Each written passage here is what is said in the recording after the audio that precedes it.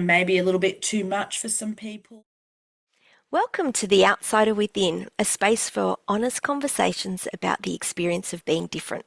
In this conversation, Cassandra Allen shares what it was like to grow up feeling different and how a late diagnosis reshaped the way she understands herself. Let's begin. Today, I'm joined by Cassandra Allen, a trauma-informed counsellor, psychotherapist, clinical supervisor, and the founder of Women Assist Therapeutic Services. As a neurodivergent professional with personal experience of ADHD and complex PTSD, she brings her authenticity, compassion, and understanding to her practice.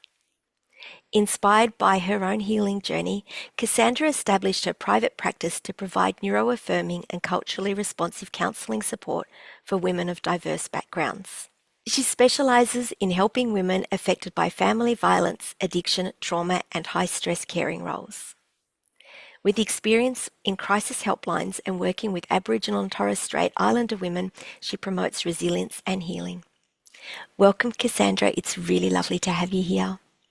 Hi, Lucinda. Thank you so much for inviting me. It's great to Ah, be here. you are so welcome. I wanted to ask you about your experience with being neurodivergent. When did you first feel different, and how has this shaped your path? I always felt a bit different, I think, but it was more prevalent in my 30s, I'd have to say, after I had children. And then in my 40s, I really noticed I wasn't feeling like I belonged anywhere after constantly trying to fit in, especially after the children as well, trying to fit in with the mums groups and yeah, I just always I could do that. I could mask, but I didn't Mm, know that's what it was called back then. Um, so yeah, just always really struggled, but more in the adult years. okay, okay. And Mm, I guess having the children to focus on, and then mm, as life sort of mm, changes with your role with as mum rather than just you as a human, it sort of mm. becomes more evident, doesn't it? It does. Yeah. Yes. Did they, was it their behavior that appeared different to how you felt, or was it them sort of Mm. it made you feel different, if that makes sense? Well, I did notice, I mean, obviously I was parenting differently to how I was parented, which was very different, very strict, very children are seen, not heard. So I guess in a way, a lot of things were suppressed for me until I could be myself. And then the children, I could see it in them a little bit. I didn't know what it was though. Again, my eldest son was quite hyper in his Mm, early childhood days. Whereas my other son, I had two kids. The second one, different again, more quieter, more inattentive, I guess you could say now, but didn't know what any of that was. So when I was diagnosed later in life, it also helped me make sense of my kids' behaviors, which, funny enough, are quite opposite now. The eldest one is not as hyper as he once was, but mm. I think that's when I noticed I was quite hyper. Okay, okay. Mm, And so you were diagnosed late. How has that sort of, I guess, shaped yeah. your understanding of yourself professionally and personally? Yeah, the late diagnosis was such a life-changing moment, really. It really helped me to start to understand and accept myself, which was good. It made sense after, I mean, I had to read about it, but funny enough, I had a few friends at the time that were like, "Oh, we're not surprised." I'm like, really? Oh, so Yeah. does most people know and I'm the last to know? But it wasn't until I had a high stress situation actually, and I was quite anxious, couldn't sleep, couldn't tell if it was trauma symptoms or whatnot. And then I had someone just say, "Hey, I get it. I'm ADHD as well." And I went, "But I'm not. What?" Mm. Then it got me questioning. Yeah, I went, "Oh, maybe there is something in that." So after looking up what ADHD is, I thought to myself, "Ah, it makes sense." And at the time, I was having a lot of trouble focusing at work as well. So I took myself off to see a psychiatrist who specialized in ADHD, and sure enough, he said, "Yep." And that was very life-changing because he also validated all the troubles I had in my life. I find it quite fascinating because I was also late diagnosed, Mm. how you can get to this age, our age, because we're similar age, Yeah. and nobody's picked it up. Like you had one person Mm. mention it that got you Yep. thinking. I think in my life, maybe two people suggested it.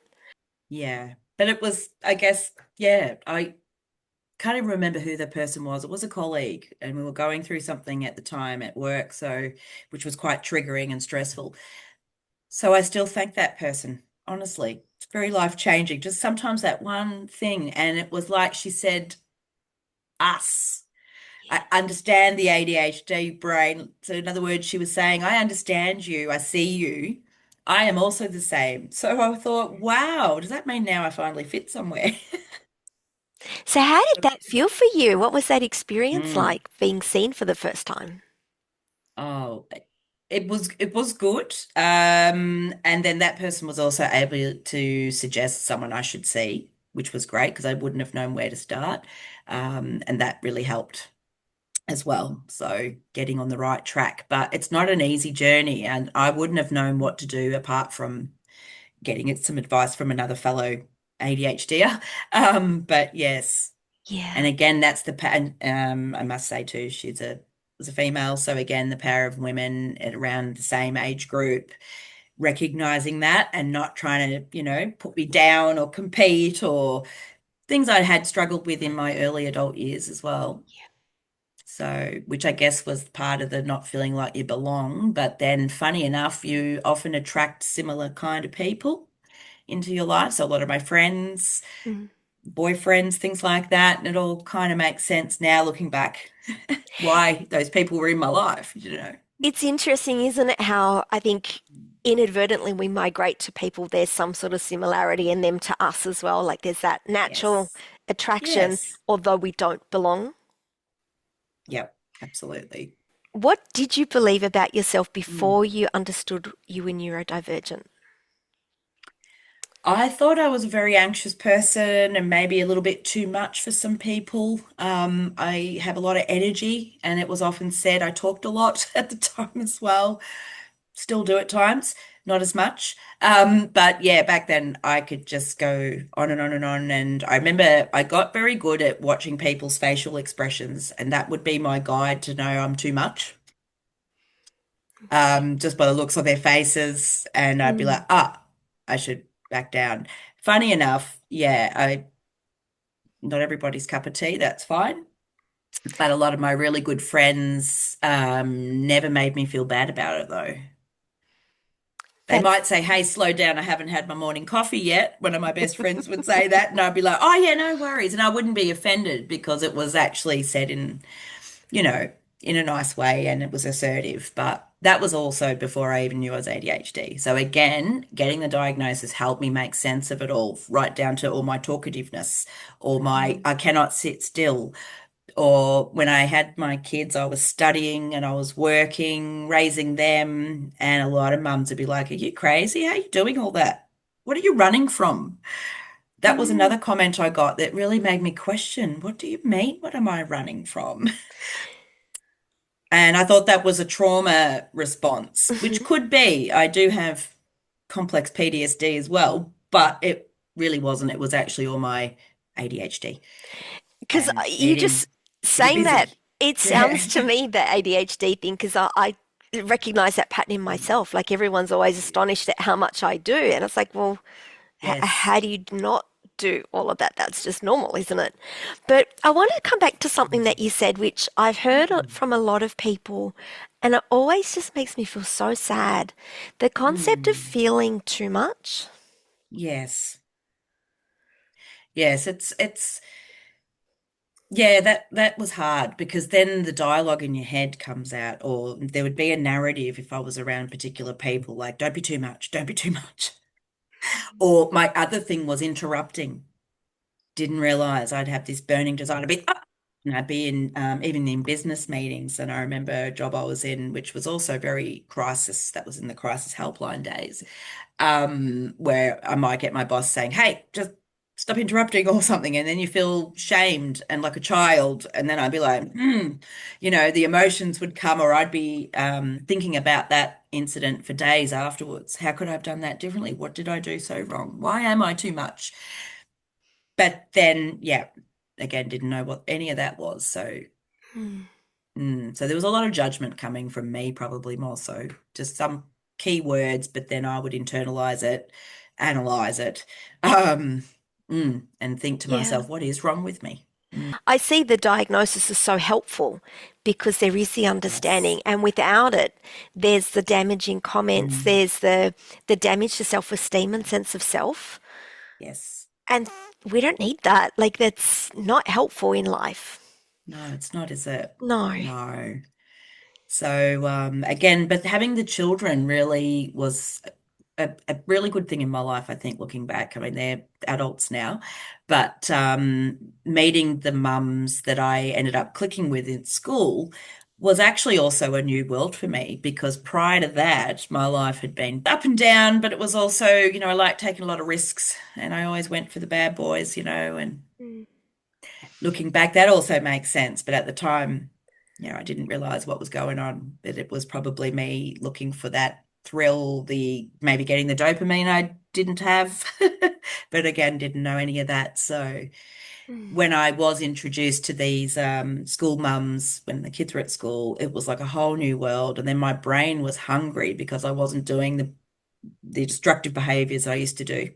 This was a good thing, and I started to read and I got really hungry to learn. But then that's when all the busy came because I wanted to do everything at once. So, Yeah, I can so relate to that. yeah. I don't know. It's like there's so much to learn, and I've always found the more you Mm, learn, the more you realize you don't know. And so the list doesn't get mm. shorter, the list just keeps growing. It's so exciting It's to learn and it understand. is.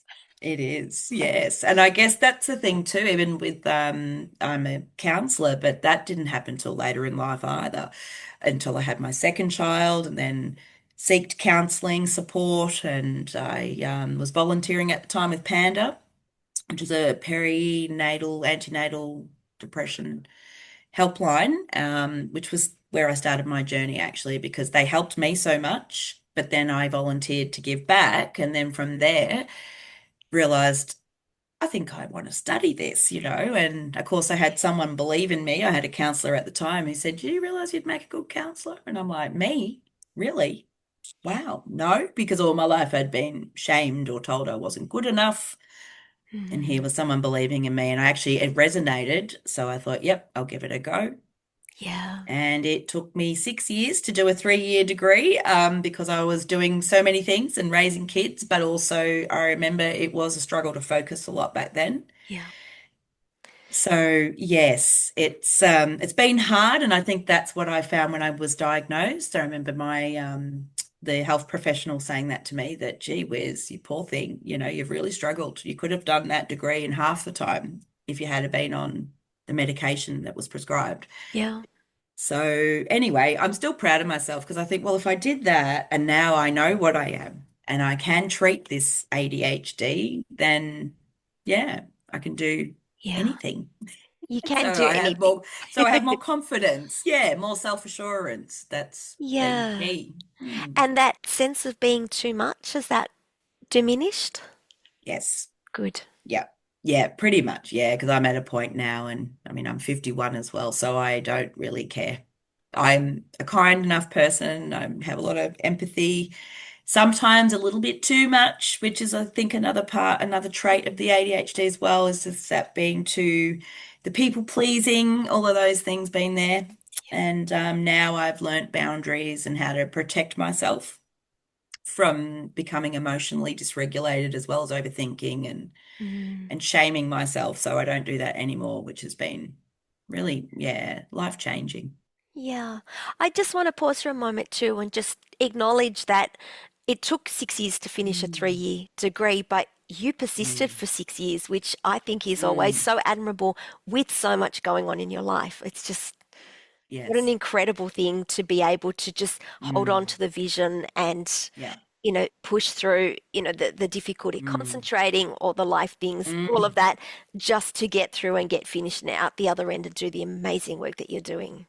Yeah. And I guess that's when I realized too, I became passionate to help others once I went through the journey. I mean, the degree I did was counseling. So it was really quite healing in itself too. As I was studying and learning, I was also reflecting and realizing and making sense of the world, making sense of my family and my parents, the grief, the trauma, the violence that I grew up in, all of those things, was able to kind of make a lot more sense of it, Yeah.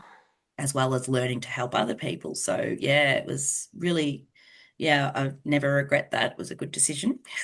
Definitely. And again, like just Mm. kudos for persisting and pursuing what you Yeah, really, thank you. knew in your heart was the right thing to do.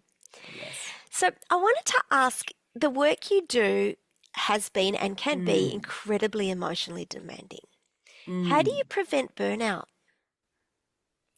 I'm very good with my self-care and boundaries, which is also how I prevent the burnout. Learning, and then after I realized that boundaries were there to protect and not punish people, whereas I used to be the people pleaser part, that's what helped me to stop being the people pleaser and realize, you know what? It's okay to say no, even if I might still go home and go, oh, did I do the right thing? Oh no. But it's like, no, stay firm. The other little inner voice will be, yeah, challenging the other voice that is like, just say yes, it'll be okay. Yeah. But I sort of learned through life experience that that never is okay, and that I would be the one to suffer later on because I might have said yes too many times. Then you feel taken advantage of, don't know how to. So Mm. I'd also lost a lot of relationships over time as well because of the people pleasing, feeling taken advantage of. But then there'd be something that could trigger me, and then I'd explode. And then people would be shocked by that. And yes, and I would also hate myself for that. So yeah, boundaries have been huge, and I think that's what helps me. And in my Yeah. professional life as well, especially, which again, the counseling's taught me that. So what a great degree to do, even before I knew I had ADHD. Yeah. It's those skills I learned also help me in my life as well as people I support. Yeah. It's incredible how big a role boundaries play in our lives. And I think Yeah. as I was learning them as well, what I realized was it's fine to make up the rules in my head, the boundaries, the rules, Yeah, that's a but good being point. consistent with them was the Yes. challenge, especially initially.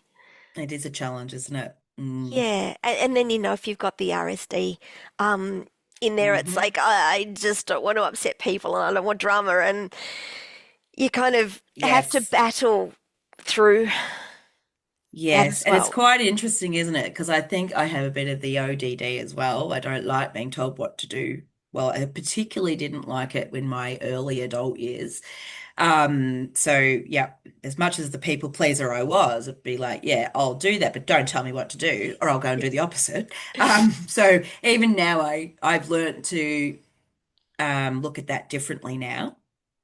And there's a great quote from Mr. Wayne Dyer that is, when you change the way you look at things, the things you look at change. Mm. Now, that just has always stuck with me. And I think that's what helps me as well to kind of stop that negative talk that gets in our head when we say no. It's like, well, no, actually, if I look at it differently, it's probably best even for the other person that I've said no to, let alone myself Yeah. whatever reason. So yeah, so that's a big part. And then the self-care, which is Mm. music, that also helps get me through. Yeah. Mm. So music, we'll come back to music because this is one of the big Mm. focuses of our conversation today. Right. Are there any other self-care tips that you would like to Yeah. share or things that you find particularly helpful? Yeah. Nature. I love trees. I'm a tree lover. So yeah, I find it really grounding to get out in nature, be amongst the trees, um, to slow down, watch bird life, things like that, just to immerse myself. I don't do it enough lately. So yes, I realize that and I'll do something about it. Whereas in the past, I'd just go, go, go, go, go, not even notice how I was feeling or Mm. make time for self-care. So, yes, I used to burn out a lot actually. So now I recognize the symptoms, know I'm doing too much, know when to stop and go to nature, whether it's the local park or going up bush for a bushwalk. Again, it's not hard to just go and touch a tree. Yeah, And I find them really healing.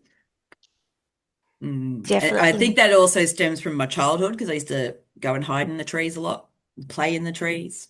I was an only child, so I only had me in the trees. So it's really That's quite beautiful. ironic how even in adulthood, if I had some really hard times or I was grieving, I'd just go and sit in a tree. Mm. So yeah, I I have my love favorite that. trees as well. So I know I've got my go-tos when I really need some, grounding to slow down. Yeah. Yeah, I so get it. I'm like that too. I find nature incredibly healing to the point Mm. that I went and studied something else, which is silvotherapy, forest bathing. And Oh, apparently, wow. spending an hour in nature, the benefits of that will last a whole week. Yes, I remember reading somewhere they said that it's as good as a dose of Prozac, Okay. spending time in nature. And I thought, well, I've never been on Prozac, but I know what it is. But I thought, Hmm. yeah. So again, I think a lot of times, and in my work, helping women, especially when I was helping women in family violence, nature was something that, yeah, they just wouldn't have thought of doing. Yeah. Going to the park, whatever it might be, and reminding them that, yeah, it's just how you look at it, really, and taking the Mm. time, go and touch something and connect in, slow your thoughts down. I mean, when I was in the crisis helpline days, I'd have people that might be suicidal with ideation more so. And you might tell them to simply go outside, look up at the stars, look at the moon, what do you see? And boy, it would change their whole mode of where they were at and be, oh, wow, and again, how can people not look up? Just look up. You don't have to be Yeah. anywhere exotic. You could just walk out in your backyard. So yeah, it was often a go-to as well when I was trying to help people as well. Just like, have you been outside today? Can you go out? Can you even put your feet on the grass? Yeah. Little things like that, which again, we human beings need to connect with nature because we are nature. Yes. Oh, I Mm. couldn't agree more. It's so, so important. I'd love to ask you, how do you define your strength as a neurodivergent woman? Oh, I'm thinking of something that my dad said to me one day. He's like, "You're a real go-getter, aren't you?" And I'm like, "Yep," because again, my parents were very different in the way of what we've done in our lives. I can also now recognize that in them a little bit, the traits, Mm, which makes me feel I can connect with them a little bit, as well as it makes sense why they are how they are to me. And I'm hoping it's the same in reverse. But yeah, the strength I have is I like getting things done. I like dreaming, but I like putting it into action. So I am a big blue sky thinker, and yeah, hence I have my own service. And yeah, that was a really empowering time when I created Women Assist, which was nearly 10 years ago now. So couldn't get a job. I'd just finished studying. I was about 40 years old, got my counselling degree. People were saying you need experience. I'm like, I've got X amount, wasn't enough. So I thought, well, okay. And the last job I was in at the time was in outreach work, helping women. And I'd also seen a real gap and a need. And I thought, well, I'll just create my own thing, see how we go. And then from there, I was able to get work. And then from there, I was right. able to get leadership roles. It's been wonderful. And then at the same time, just using my service to help women because I'm quite passionate about that and creating a healing program, which we can talk about later. Mm, Yeah, so to support them, and I guess having the lived experience has been also really powerful. So I like to yeah. share that to let people know they're not alone. And also, I'm not just the privileged professional sitting there with textbook. Most women who have worked with me know my style. Again, it's empowering but healing as well. So yeah. Yeah. And actually, just if we can go there, I Mm. know there's a lot of, I really have an aversion to this seeing ADHD, autism, ADHD, with all of Yeah. just being neurodivergent as a disability, Mm. as a problem, as Mm. something really negative. I know neither of us see it that way. And I just wondered if you'd like to share a little bit Mm. on that.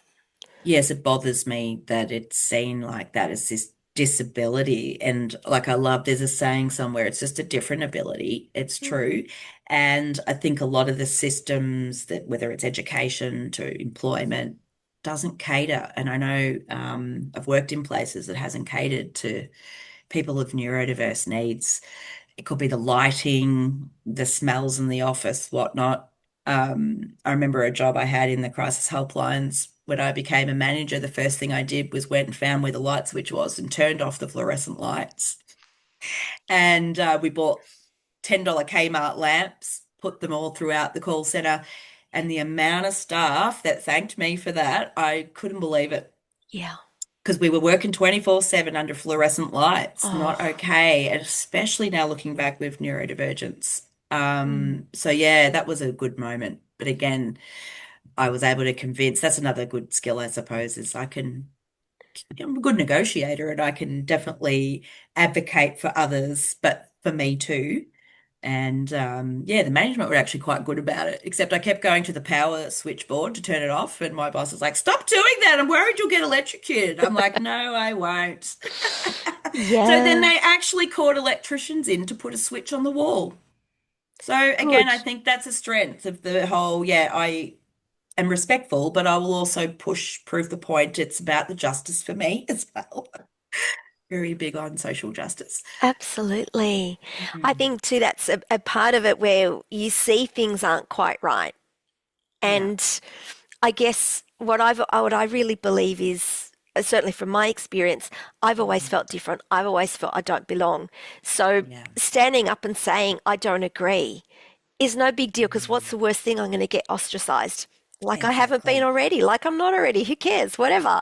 So Yeah, that's a it, good I think point. there's a lot of Yeah. courage and strength that comes from that position where you just don't care Mm. about that stuff.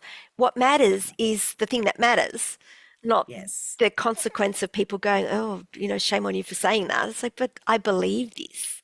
You believe it. That's right. And Yeah. as it is now, like, it's hard for people who are neurodivergent. I'm seeing more of that where I currently work as well, and it's quite good. It's almost like we have a little group. Yeah, I see you. I see you. Yeah, we connect. It's Mm. amazing.